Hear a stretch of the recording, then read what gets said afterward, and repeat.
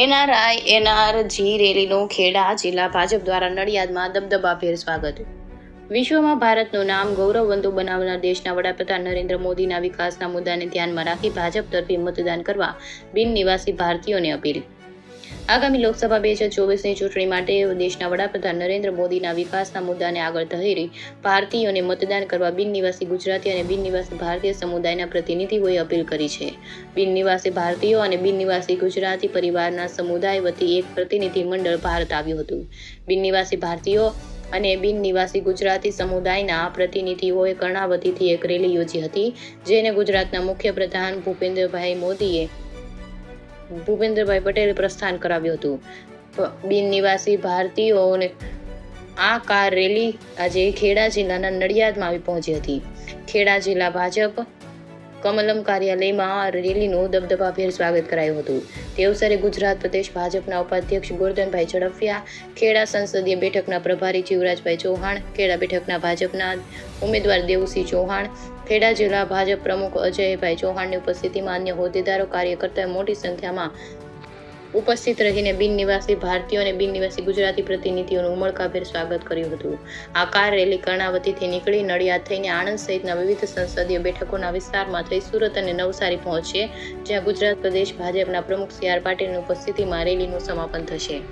બિન નિવાસી ભારતીયો અને ગુજરાતીઓ પૈકી વિશ્વના અમેરિકા સહિતના વિવિધ 11 દેશોના પ્રતિનિધિઓ આ કાર રેલીમાં જોડાઈને સંયુક્ત નિવેદન આપી રહ્યા છે. વડાપ્રધાન નરેન્દ્ર મોદીએ દેશ અને દુનિયાભરમાં ભારતનું નામ ગૌરવવંતું બનાવ્યું છે. વિદેશમાં પણ ભારતીયોને માનની નજરે જોવામાં આવે છે. ભારત અને ભારતીય નાગરિકોની વિદેશમાં જે ગૌરવવંતી ઇમેજ બની છે, તેનો શ્રેય દેશના વડાપ્રધાન નરેન્દ્ર મોદીને આભારી છે.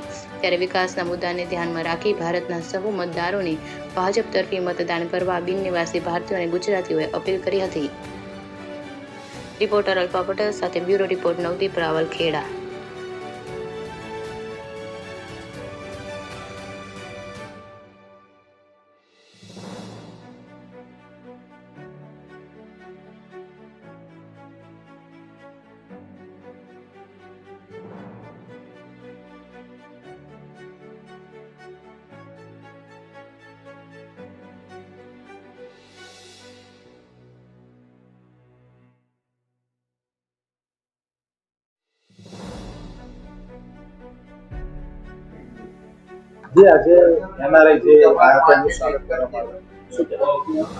ગાંધીનગરથી લઈને નવસારી સુધી વિશ્વભરના જે ભારત દેશના વાસીઓ છે, જે વિશ્વમાં રહે છે, એ લોકોએ ભેગા થઈ અને 2024માં નરેન્દ્રભાઈ ત્રીજી વખત વડાપ્રધાન બને એ માટે એક રેલીનું આયોજન કર્યું છે. જે રેલીનું આયોજન એ દેશવાસીઓને આહ્વાન કરવા માટે છે કે દેશની બહાર રહેતા NRI લોકો પણ દેશમાં નરેન્દ્રભાઈનું શાસન ઈચ્છે છે.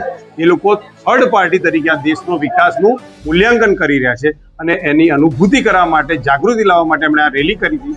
એ રેલીનું આજે નડિયાદ કાર્યાલય ખાતે આગમન થયું અને ત્યાં આગળ અમારા નેતાઓએ એને સંબોધી અને રેલીનું ભવ્ય સ્વાગત કર્યું છે.